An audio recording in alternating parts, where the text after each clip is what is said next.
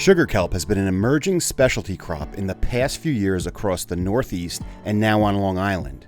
This crop has enormous potential in local seafood markets, and its potential also includes other uses such as fertilizer, cosmetics, pharmaceuticals, and it also cleans the water, removing excess nutrients and carbon dioxide. The Moore family has taken notice of that potential and created a not-for-profit called Lazy Point Farms to provide structural, educational, and logistical support needed to advance the future of sugar kelp farming on Long Island. This was a project that Cornell was involved, and I specifically was involved in advising for New York State DEC. And during the harvest portion of that project of the sugar kelp that had been grown 2 years ago, the Moores came out and were given some of the sample kelp harvested to try their hand at processing and just being able to work with the kelp to figure out the best way that it could be used in a commercial setting. From that, the Moores knew my involvement and my expertise with seaweed and with the kelp aquaculture, so they reached out to Cornell and we began a partnership.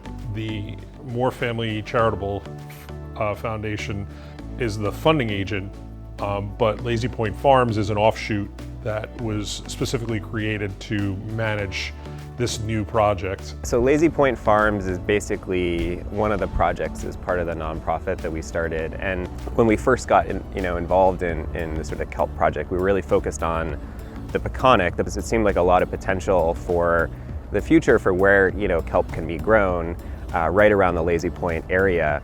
But as we started to learn, we have seen that there's a lot of different areas around Long Island. And so Lazy Point Farms is now just focused on, helping to build up the kelp industry across Long Island. And that's, the cultivation, creating seed schools to help, to get the farmers so they can locally source the seeds. There's, many different growers we support, on the North Shore as well as the South Shore of Long Island, not just in the Peconic Bay and Lazy Point area.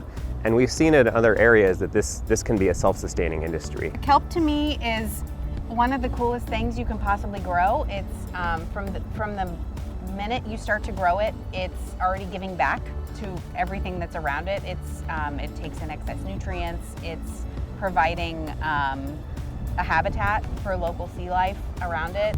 Improves water quality, all these things. And as it grows and grows, it's taking in carbon. It's doing all these amazing things, and then you harvest it and there's so many different things you can do with it. It's incredibly versatile and it doesn't even ask for anything in return. Having worked with kelp aquaculture before, Cornell back in 2016, 2017 had completed a sugar kelp feasibility study in the Peconic estuary.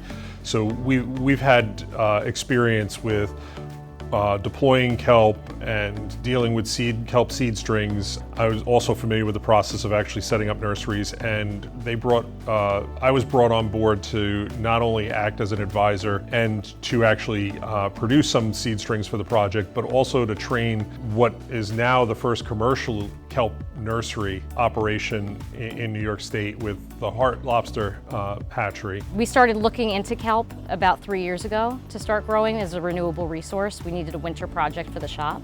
And then Wendy reached out to us to start growing as a nursery so that we could grow the spores for use by all the farmers.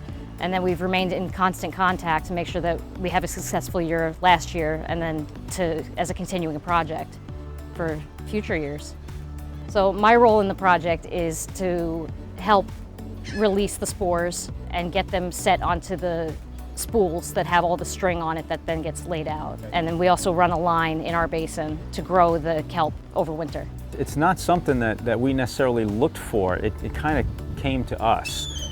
The notion of growing kelp in the Northeast and its apparent success in further northeast off of Maine and so on in the cooler waters, the deeper waters, was very intriguing. And when we had an opportunity to have or to at least participate in a kelp pilot project, we jumped at it, thinking that would be a great way to, kind of expand our operations, maximize and diversify our acreage out there.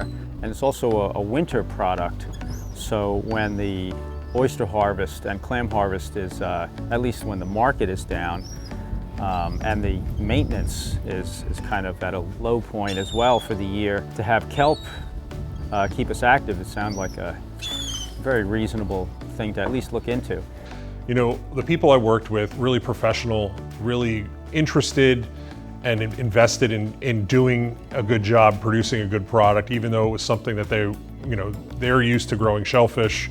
This is kind of outside their wheelhouse, but they really took to it. And a lot of the growers, they came, there was a solicitation for people to be involved in the project, but a lot of these growers came to Lazy Point Farms and really requested to be part of the project and have requested to be part of any future projects with it as well. So I just think the enthusiasm around the project, everybody has a real vested interest in making seaweed aquaculture work in New York.